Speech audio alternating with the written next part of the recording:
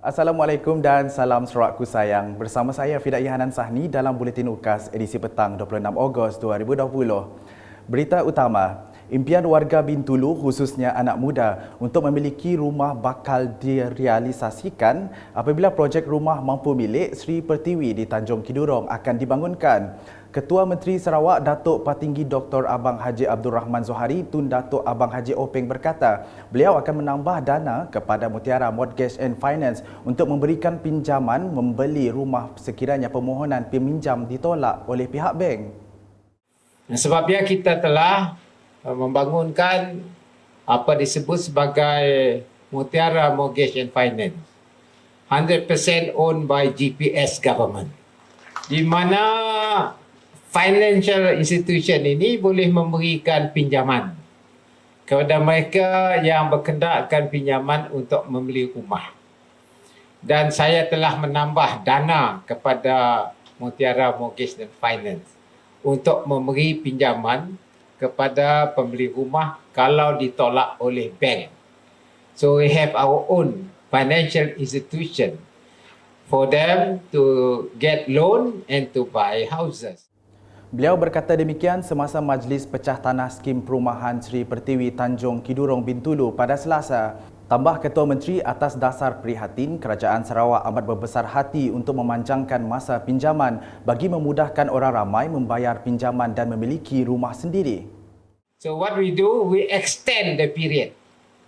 Kalau yang 15 tahun, kita extend kepada 25 tahun. Jadi harga bulanan bayarnya akan rendah. Jadi apabila nya dapat bayar lebih kurang 150 dengan 200 sebulan, walaupun masanya panjang, setidak-tidaknya nya ada tempat minjamkan pinjaman untuk membeli rumah. Dan saya telah meminta pihak Mutiara Mortgage di mana dananya kita tambah untuk memberi loan. Dan sudah tentu revolving fundnya akan berjalan lebih baik. Orang akan bayar loan. Sementara itu, beliau memberitahu pihaknya juga akan membuka lagi satu kawasan perumahan baharu di Jepak. Bintulu untuk berbuka, saya ada town hall bagi saya nanya apa yang akan kita buat. Kita mula jambatan ke mana? Nah ya, almost 400 million. Dan bermakna kita buka kawasan Jepak. Kawasan Jepak, jadi kita buka lagi kawasan perumahan baru di Jepak. Dimaklumkan juga harga rumah di perumahan Sri Pertiwi tersebut telah dihadkan harganya supaya tidak melebihi RM265,000. Laporan seterusnya. Pengurusan di sesebuah masjid dan surau perlu memastikan rumah ibadah itu digunakan sepenuhnya selain tempat untuk bersembahyang 5 waktu bagi memberikan manfaat kepada pembangunan ummah. Menteri Muda di Jabatan Ketua Menteri Hal Ehwal Islam dan Dewan Bandaraya Kuching Utara di BKU, Datuk Dr. Abdul Rahman Junaidi berkata, pengurusan masjid dan surau perlu melaksanakan tugas bagi memastikan bahawa institusi dapat berfungsi dalam pelbagai aspek. Dengan kata lain, apa yang saya masukkan adalah supaya kita nak jadikan masjid dan surau kita itu sebagai pusat yang dapat membangunkan umat, yang dapat membangunkan masyarakat yang tinggal di sekeliling kita. Kita jadikan bahawa masjid kita, surau kita dapat digunakan oleh semua umat Islam yang ada tinggal di tempat kita. Orang dewasa, belia, malahan kanak-kanak, wanita dan sebagainya boleh menggunakan masjid kita, ruang yang ada untuk mengadakan pelbagai kegiatan-kegiatan kemasyarakatan yang memberi manfaat kepada mereka.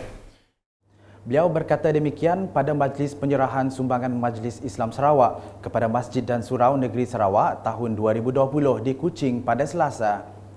Dalam majlis itu, sebanyak 1,085 buah masjid dan 434 buah surau di seluruh Sarawak menerima sumbangan tersebut. Datuk Dr. Abdul Rahman menambah untuk memastikan masjid dapat dilaksanakan, faktor utamanya bergantung kepada peranan jawatankuasa pengurusan masjid dan surau. Mana kita yang menjadi pengurusinya, kita menjadi si usahanya, kita menjadi ahli jawatankuasa JKP-nya, hendaklah memainkan peranan untuk memastikan bahawa dalam tempoh kita diberi amanah tanggungjawab selama 2 tahun atau 3 tahun memimpin masjid kita, kita usahakan untuk memastikan bahawa masjid kita dapat menjalankan peranan sedemikian. Industri kraftangan di kawasan Simunjan mempunyai potensi luas untuk diperkembangkan. Adun Simunjan, Aula Dris berkata, sehubungan itu, Kraftangan Malaysia Cawangan Sarawak dibohon untuk memberi kursus khas kepada penduduk kampung di Simunjan yang berminat dalam industri kraftangan. Jelasnya pendedahan kepada kursus berkaitan amat penting supaya penduduk kampung dapat menjana pendapatan menerusi penjualan produk-produk kraftangan. Beliau berkata demikian semasa program aktiviti kraftangan wanita di Simunjan pada Selasa. Dalam majlis sama, beliau juga menyeru penduduk kampung agar menjadikan penghasilan produk kraftangan sebagai perniagaan dan bukan sekadar hobi sahaja. Manakala di Balingian, sektor pertanian negeri ini perlu berubah ke arah pertanian moden bagi menambah dan meningkatkan produktiviti. Adun Balingian Abdul Yaakob Arbi berkata, Jabatan Pertanian dan agensi berkaitan telah melakukan pelbagai usaha, terutamanya menyelesaikan isu timbul untuk tujuan itu. Bertanam bertupik itu tahu jadi siti pengawal, dipatut dipancir serta diinovasi ke ambil mulai ke pengusuan agar tiap ikut kita tahu ke usahawan di pejalan ke pengawal bertanam bertupik. Tiulia di pedak hari pemujur sistem mitigasi utai tanam gau mayur macam varian buah serta produk dihasilkan.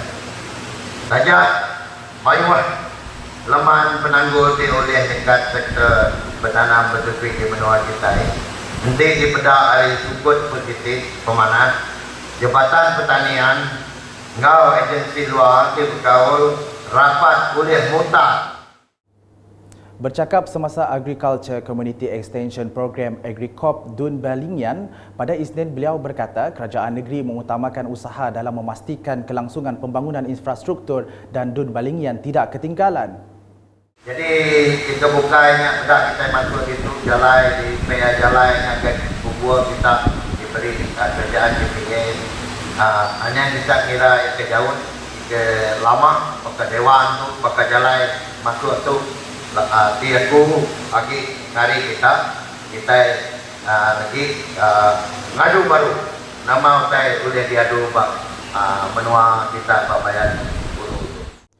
Berikut pula, penduduk kampung Kude Baru Hussein Narudin bersama 4 ahli keluarganya kini boleh menarik nafas lega apabila permasalahan rumahnya selama ini telah pun segera dibaik pulih menerusi program penambahbaikan rumah miskin Sarawak PPRMS yang merupakan inisiatif Kerajaan Sarawak.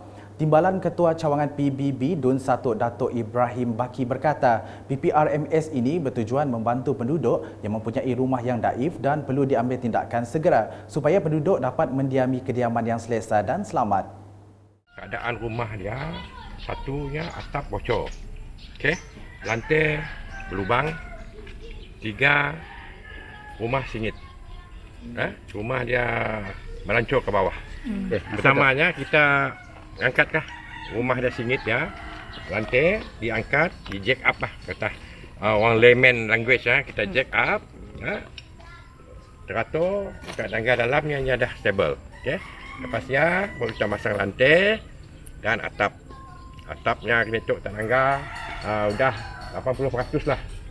Tempatnya tidur apa semua tu, belah toilet aja belum kena, ada sikit lagi lah.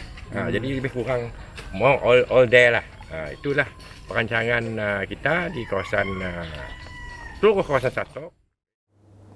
Dalam perkara berkaitan, Datuk Ibrahim turut menjelaskan pihaknya telah menyambung pembangunan di kawasan Kampung Kude Baru dengan menambah baik pelbagai kemudahan pembangunan di bawah RTP dan MRP, peruntukan khas dan peruntukan Kementerian Perumahan. Ya, insyaAllah kita ongoing. Kita menggunakan RTP dan juga some of MRP fund, special fund juga. Dan sekarang kita tambahan lagi kepada Kementerian Perumahan, iaitu Housing Commission yang saya katakan tadi akan dia akan roll out the infrastructure project sini. Yang besar-besar jugalah, maknanya jalan, parit, jambatan, kan? And then maybe mungkin elektrik juga. water of course lah, utilities kan. Sementara itu, Hussein menzahirkan rasa gembira apabila permasalahan rumah yang dihadapinya selama ini telah berakhir dengan bantuan PPRMS DUN 1 ini. Boleh jual lah, alhamdulillah jual lah. Sudah bocor, sudah patut asing menyingit. Sudah lantai busa kapal dah lagi. Boleh lah. Semua bagus kan? Semua bagus. Okey, Kita jual lah. Terima kasih dan Kerajaan itu. Kerajaan Menjo Sehingga kini sebanyak 52 buah rumah di kawasan DUN 1 telah dibaik pulih menerusi PPRMS. Sekian bersama saya Frida E. Hanan dan kru penerbitan. Ikuti laporan berikutnya pada edisi malam. Untuk dapatkan berita-berita terkini Sarawak setiap hari, layari UKAS Channel di YouTube atau melalui Facebook, Instagram, Twitter dan aplikasi Telegram Buletin UKAS. Salam UKAS.